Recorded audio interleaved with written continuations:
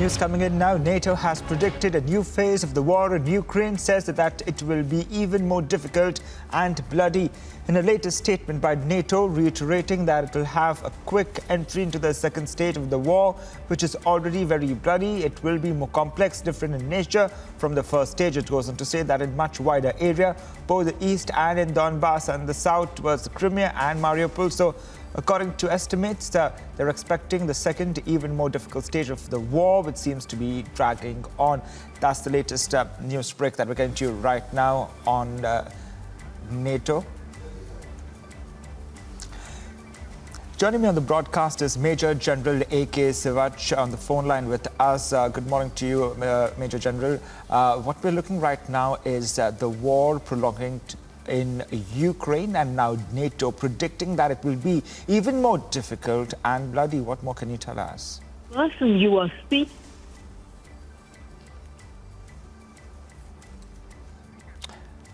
Well, we seem to be having trouble with the line there, but for our viewers, the information that we have accessed right now is that NATO has warned of a new phase of the war in Ukraine. Now, it has been more than 48 days of the war, and what we're looking at as a new phase in the war, according to NATO, they predict a more difficult stage and a more bloody stage as well. They're looking at the Russian offensive in the east and south of Ukraine increasing. Back with me on the broadcast is Major General A.K. Sivach on the phone line now. Mr. Sivach, what we're looking at here, the Russian offensive increasing, more importantly in the eastern part of Ukraine, the Donbass area, as well as the southern part of Ukraine. NATO has warned of a new phase, the second phase of the war, claiming it will be more difficult and bloody in these areas. What more can you tell us? No doubt about it. See, this case of a desperation as far as Russia is concerned. Russia, whatever was planned by it, has not gone the same way, especially in central and the western Ukraine. Especially they were not able to take Kyiv or Kharkiv. Now their focus is totally on East Ukraine in Donbass area.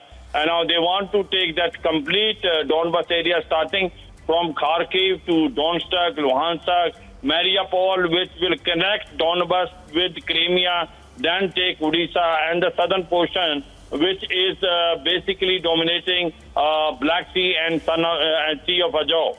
So this is now the focus of Russia, that take this complete East Ukraine of Donbass area and the southern portion, wherein you can cut the Ukraine from the sea. Now this is where you will find the war will now become much more fatal, more bloody, and you will find on desperation the Russians will use its all might. So whatever is been estimated and predicted by NATO is a fact, because Russia is not getting the success what they wanted to get it. Now they will put in everything what they have. They will like to take the eastern Ukraine, and they find wherever there is resistance, they will use force more than requirement, and they want this area to be taken in a manner that it act as a buffer zone later, starting from Kharkiv to East Ukraine, going up to Crimea. So this is what it is. So you'll find it that in desperation, the Russian may use even phosphorus and chemical bombs. So this is one, worry of the NATO also. And they will use a high caliber weapon. They will use missiles. They will use rockets. They will use their artillery. They will use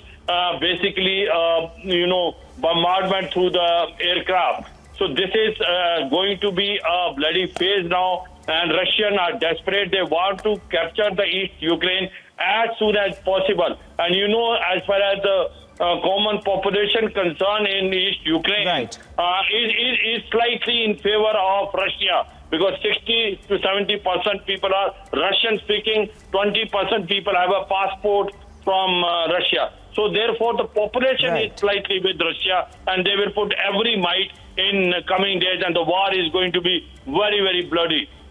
Absolutely, it's a worrisome sight to see how the war has been escalating. NATO predicting a more difficult stage as the war prolongs, as we are into day 49 of the war. Now, as the war is continuing in Ukraine, Russian President Vladimir Putin addressed a joint press briefing with his Belarusian counterpart, Alexander Lukashenko, where he stressed the requirement to bolster ties.